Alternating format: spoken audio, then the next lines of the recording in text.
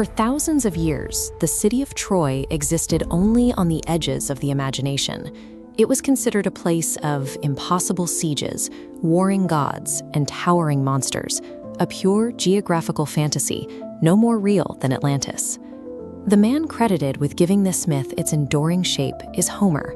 Around 750 BC, this blind poet, or the oral tradition he represents, codified these stories into the epic we know today as the Iliad. But there is a massive gap in this timeline.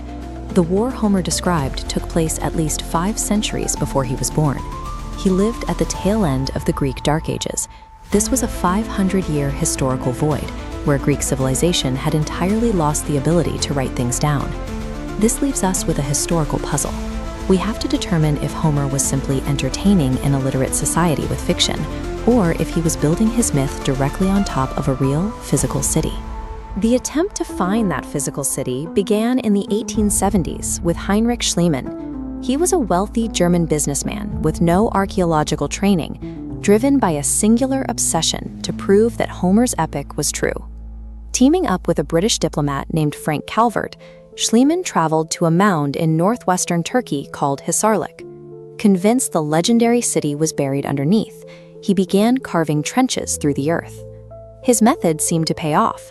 Deep in the mound, Schliemann unearthed a massive cache of gold jewelry, goblets, and weapons. He immediately declared to the world that he had found the riches of the Trojan king, calling it Priam's treasure. But modern dating methods later exposed a major chronological error. This jewelry belonged to an early Bronze Age settlement from around 2500 BC, a full 1,000 years before Homer's Trojan War could have happened.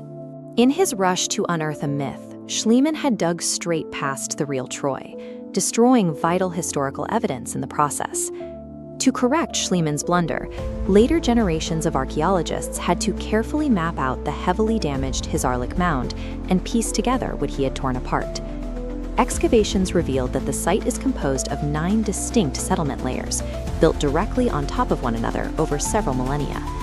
Over the course of 3,000 years, whenever the city was destroyed by an earthquake or a fire, the inhabitants leveled the wreckage and built a fresh city on the ruins.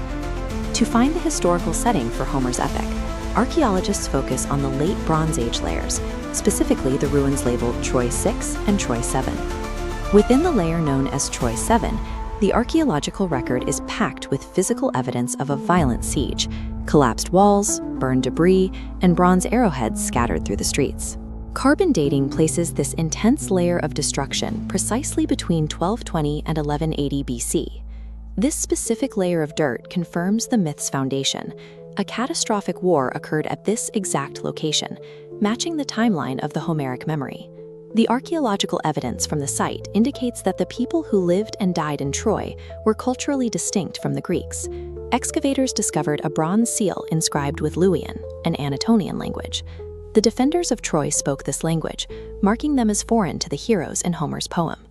The invaders who attacked them were the Mycenaeans, a highly organized civilization of Greek-speaking outsiders who sailed across the Aegean Sea. These Mycenaeans ran a sprawling palatial economy, organizing their society using an early form of Greek writing known as Linear B, as seen carved into these clay administrative tablets.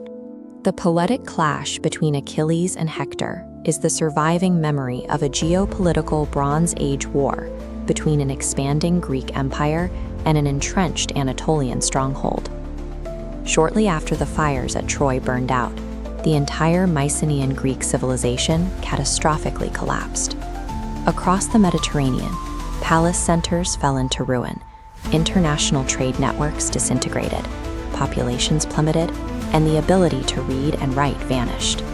Without clay tablets to record their history, the survivors relied on oral tradition. Bards passed the memory of their lost civilization from generation to generation, using the human voice as their only storage medium. Homer acted as the final inheritor of a desperate, unbroken chain of human memory that had survived for 5 centuries.